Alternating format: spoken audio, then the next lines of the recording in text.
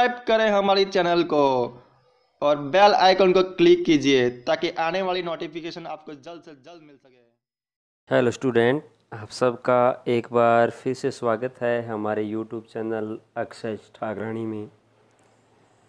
आज मैं आपके लिए लेकर के आया हूँ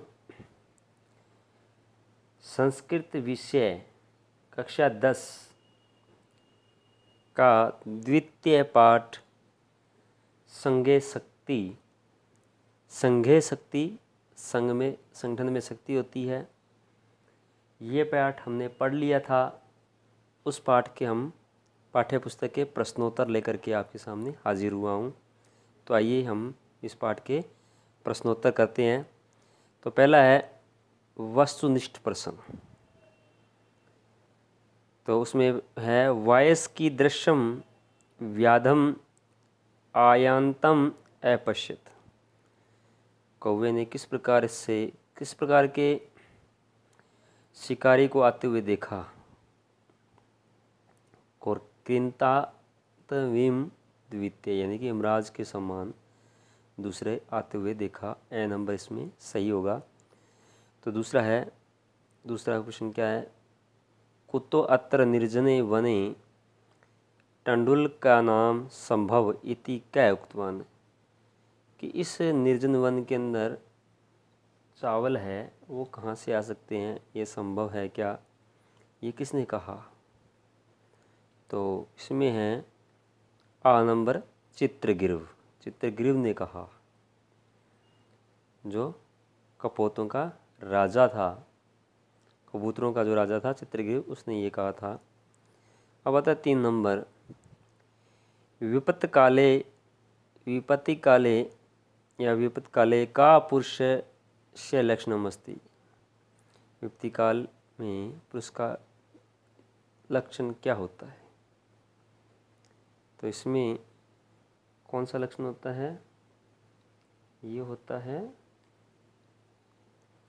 विस्मय, धैर्यम, उत्साह,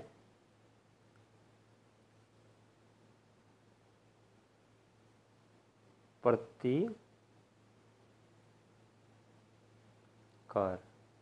तो इसमें सबसे सही कौन सा होगा, विस्मय। क्या होगा, विस्मय होगा। अब आता है अल्पना नामपि वस्तु नाम कार्य साधिका अस्ति। छोटी सी वस्तु से भी कार्य की सिद्धि होती है। किस प्रकार की, सहती। ए नंबर। अब आता है अति लघुरात्मक प्रश्न। अति लघुरात्मक प्रश्न में पहला है वायसस्य नाम किम। जो कौवा था उसका क्या नाम था, लघुपत्नकः।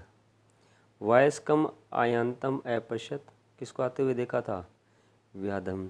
कै कबूतरों का राजा कौन था, चित्रगिर्व। कीदृशे तृणः मंतदंतिनः बध्यन्ते। तो गुणत्वा आपने।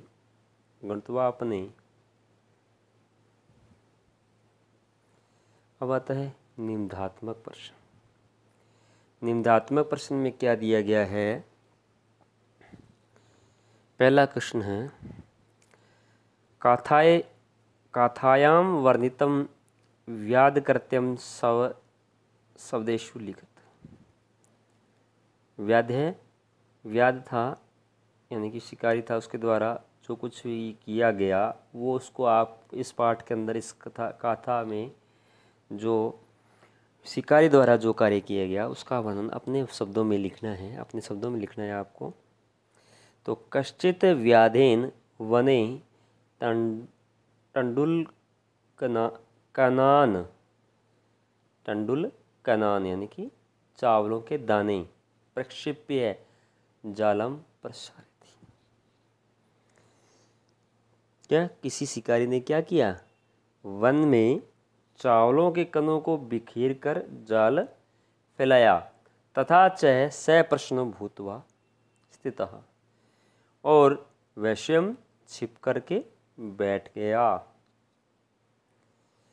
तदेव केचन कपोतः लोभविष्टः।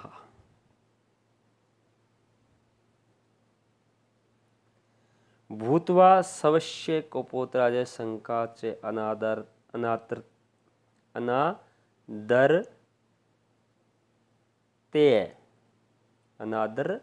अनादरित्य तत्रोपविष्टः। तभी कुछ कबूतर चावलों के लोभ से आकर्षित होकर के तथा अपने कबूतरों की राजा की शंका का अनादर करके वहाँ बैठ गए। ततते सर्वे जालबंधः जातः। क्या हुआ? इसके बाद वे सभी जाल में बंध गए।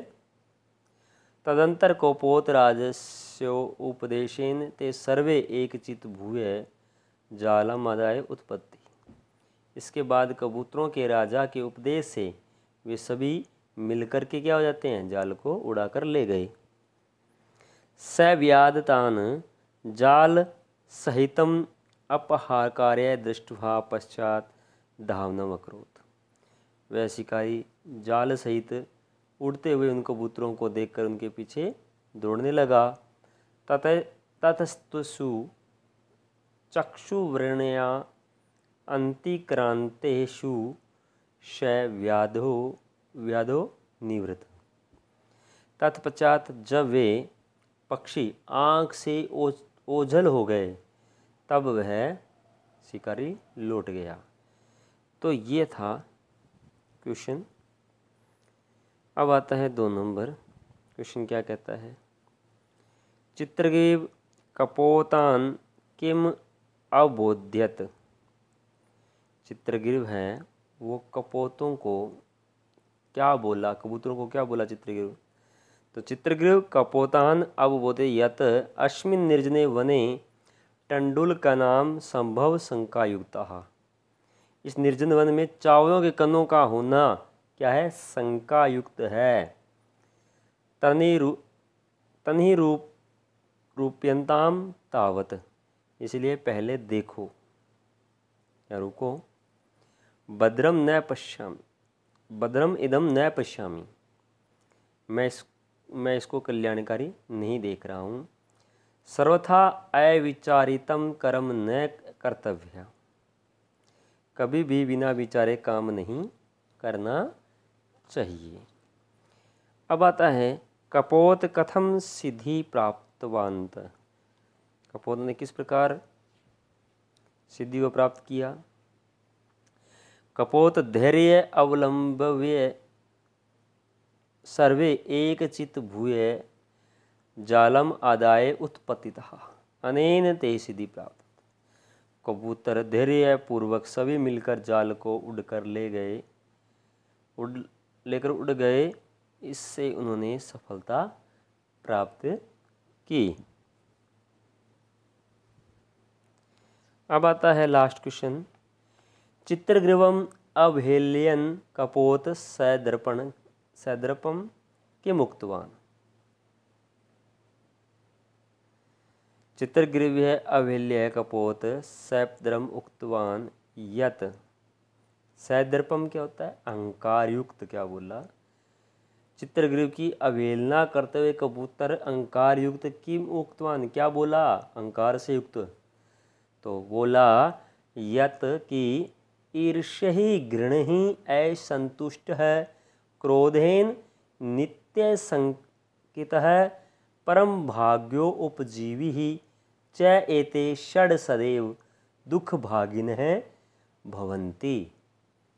चित्रग्रीव की अवहेलना करते हुए कबूतर क्या बोला? अहंकार से बोला कि ईर्ष्यालु, घृणी घृणा करने वाला, असंतुष्ट है असंतोषी, क्रोधेन क्रोधी, नित्य संकित सदैव संदेह करने वाला, पर भाग्योपजीवा दूसरों के भाग्य पर जीवित रहने वाले,